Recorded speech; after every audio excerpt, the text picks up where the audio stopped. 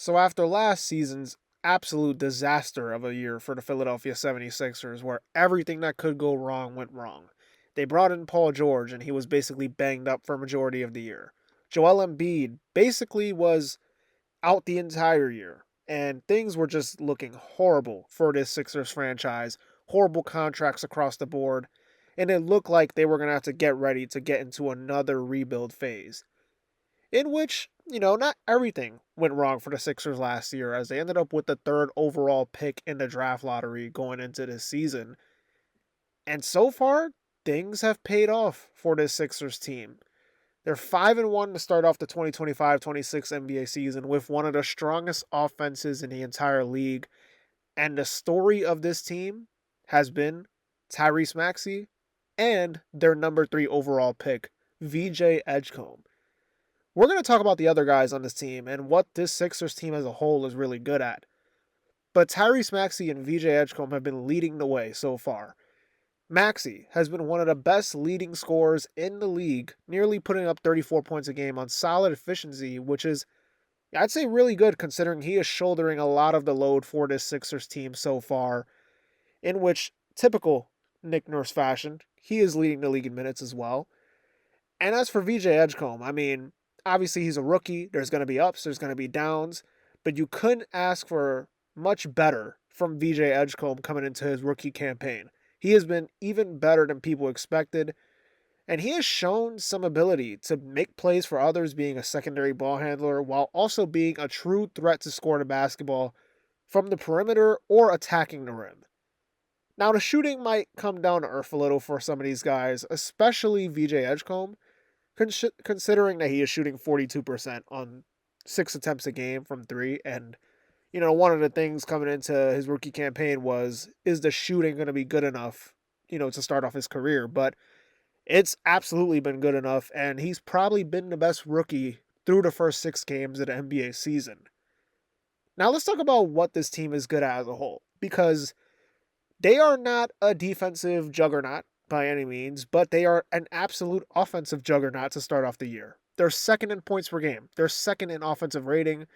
And they have been shooting the lights out of the basketball as a collective, being ranked one of the top 3-point shooting teams in the league so far. Now, like I said, it's early. Shooting might come down from some of these guys. But they have been getting key contributions from guys like Kelly Oubre, who's been shooting the lights out as well.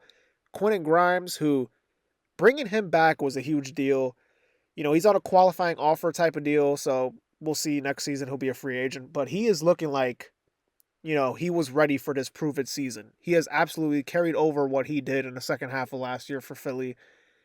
And now they're starting to get some type of contributions from the big fella, Joel Embiid.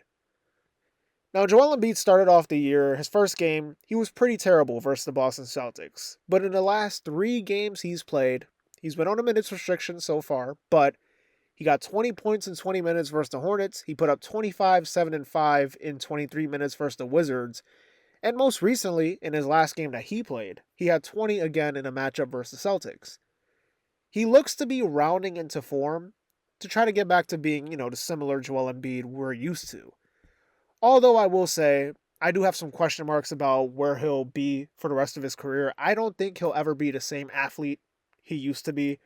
I think the injuries will affect him and it'll limit his games played. And, he won't ever look fully right physically ever again.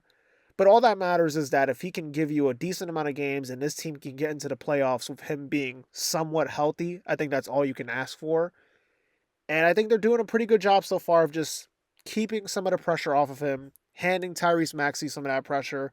VJ Edgecombe being a huge success so far is also taking some of that pressure off as well.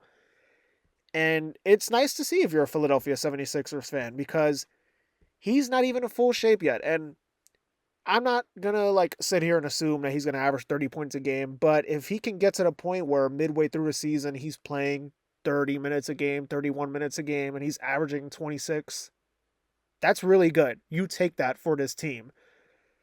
Now, obviously, we're also going to talk about Paul George because they have been doing this without him. He hasn't played any games yet. He is still dealing with his injury. And they're talking about he might come back some point this month.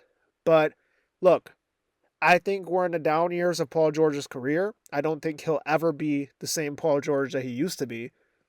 But there's still some stuff I feel like he can bring to this team. I still think he'll be a top 4 player, top 3 player on this team if he's right.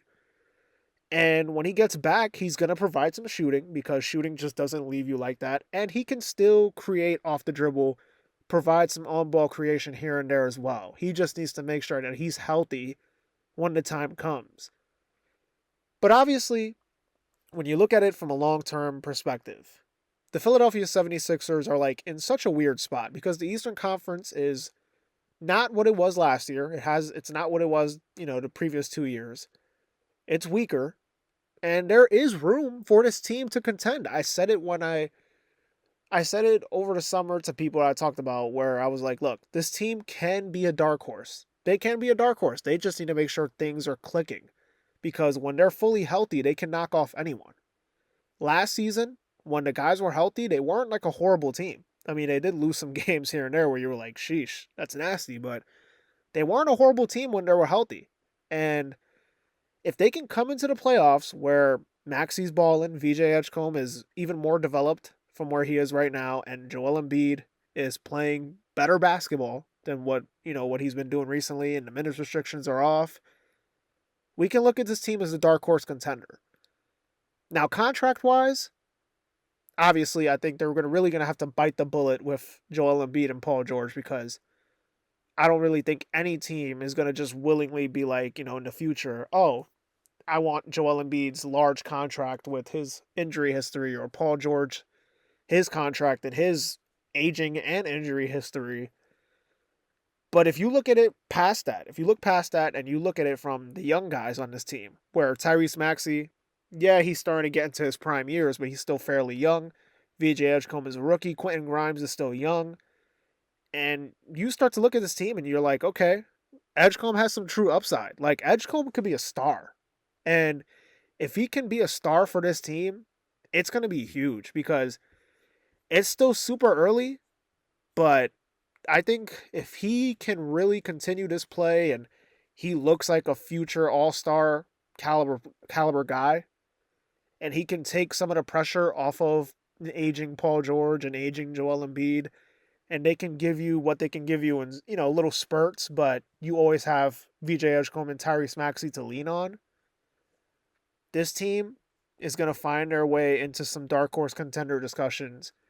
And yeah, like I said, it's early, but I think we're going to have to let these things play out as the months go on because it could be real interesting for Philly for the rest of this season. And obviously, they're off to a really hot start.